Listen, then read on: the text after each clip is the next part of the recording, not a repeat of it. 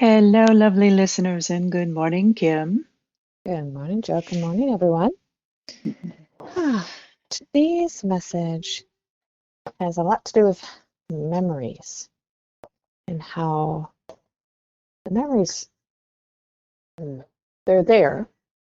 Um, not, and like Jill, you pointed out, it's not that you're remembering the memory.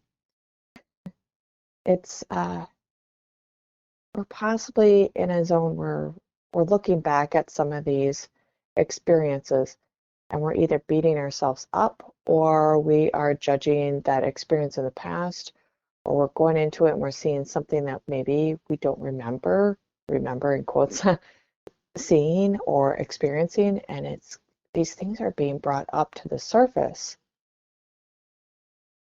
for you to acknowledge, for you to maybe make a different, um, not a memory, but create the, I hear emotion, okay, create a different emotion or create a different thought related to that experience.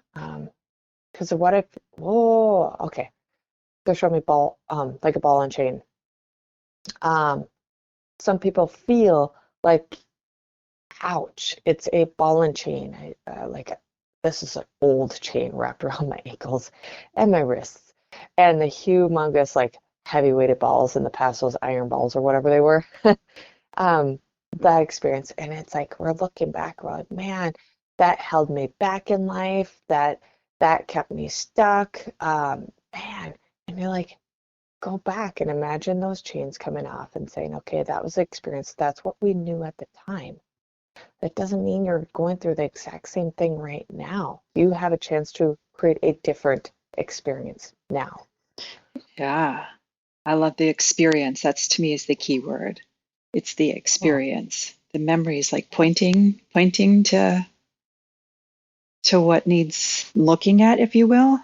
And Yeah. then you're saying, Kim, create or recreate the experience. I know Yeah. someone who said years ago, oh, it just blew my mind. I was like, what? She was like, yeah, I recreated my childhood as an adult. Yeah, she was like, I just recreated it. She said, I went back through all the memories and I recreated them. And she said, now you ask me, she said, I had an amazing childhood. Yeah. And she was sincere.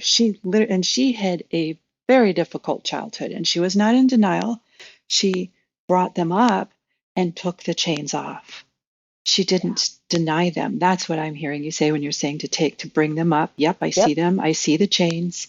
You go back, you recreate the experience, and those chains go away, and now you have a completely different memory stored. Yep. That's how powerful our minds and our imagination is to recreate. Ooh, it really is. Hmm. Oh, okay. And okay, I heard sometimes people are very fearful of releasing those chains, recreating that experience, that memory. They're scared of it because they don't know any different. They're not, they have a hard time seeing or visualizing what would it have been without it. Right. Oh, It's kind of like I, it's part of their identity. It's like part of who they are now. yeah. And even though people want to let that stuff go, that they don't like, it kind of scares them to do that because they feel like a piece of them is going to go away. And it's like, well, you can recreate it. You can recreate that piece. It doesn't have to go away. Ooh, wow. I love this. Ah, so I would, I was going to say a word and I got stopped. Okay. Um, I want everybody to try to go back to an experience. Could have been yesterday, could have been 5 minutes ago. Uh, the timing of it does not matter. Okay. But go back to that and like see if you can see it from a different perspective or just recreate the feelings in that moment and saying, like, wow, well, I felt that. Like, wow, okay. I'm just going to look at it. I'm just going to visualize it. I'm going to go back and um, maybe change a feeling on it, or just I heard sage it, uh, Sage it, sage cleanse it. it. Yep. Ooh. That's a great practice, Ooh. Kim. That's a really, actually a really powerful practice. I would suggest starting with something very non-personal, you know, Yeah. um, and small.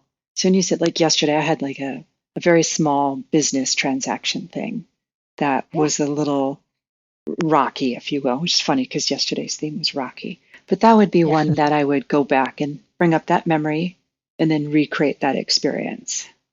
Yep. And it's not that the experience itself was bad, it's that the memory that I stored around it was a little crunchy. And there's really, when I look at it today, I'm like, there's no reason. I was having like some sort of reaction, if you will, to this situation. And it didn't make any sense why I was having that reaction because I was like very calm. I was very diplomatic. I was, the messages I wrote, I even went back and looked at them. They were very like factual. And yet I was like judging myself and whatever, just beating myself up. It's Yep. just kind of weird. It's mostly a habit, I think. So on a small scale like that, on something that's not a personal relationship with someone, it's not Yep. something, it's a real easy one to recreate. Then you get that one done, then you can like incrementally go to the next one, and then you can go to those bigger ones or those deeper ones or those more difficult ones, if you will. Like this lady that I know that recreated her childhood. Yep. She didn't do that in a day. It was a practice. She stuck with it for a while and built into it until that was what she considered complete. Hmm. Yeah.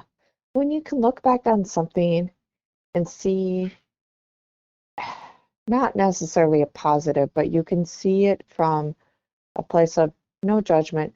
It just is what it is. You knew what you knew at the time. The information, that's what it was at the time.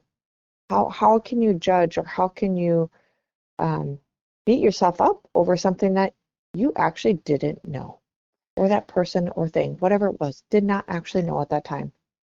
Yeah, it's like getting it to a point of neutrality. You don't have a Yep. reaction. You don't have even an emotional experience with it. Like you said, it's just a fact, or it's just there it Yep. is. That's actually incredible freedom. Yeah. Yep. Hard to get there, but like you said, Joe, those little steps. You go back just a few moments, go back a day, pick something, and you start with that. Yeah. Okay, I'm okay. I am free. Yep. And I Hmm. don't, it may be hard or it may take a lot of time, but it's so worth it. It's so worth it. Oh, Yeah. the sage popped up in my head. I feel like I have the sage and I'm saging it, and then all of a sudden I see somebody coming up with holy waters, throwing holy water at it. Oh, this is funny. Hmm. Um, so then yeah, just a whole lot of different images that people have used to cleanse and purify things are popping up, even different gemstones. It's whatever works for you, Yeah. use it. Yep. Some people have written letters and then they burn the letter. Yep. It's a ritual, is what it comes down to. Some sort of ritual in our that works for us. It's not something you Yes. have to do. It's like whatever. And it might seem kind of odd. I've seen people take a stone and bury it, Yep. in a certain area, something that they love that's really precious. Because sometimes, like we said, even these uh, not so helpful memories and experiences, we carry them with us as though they're a part of us. Like they're very valuable. So I've seen people who've taken a very valuable item and buried it somewhere where they can't go back and get it. They have to, that's the ritual, is letting go of something valuable. Hmm. But whatever it is that comes to people, it's like go with it. It's as Yep. possibly odd as it seems.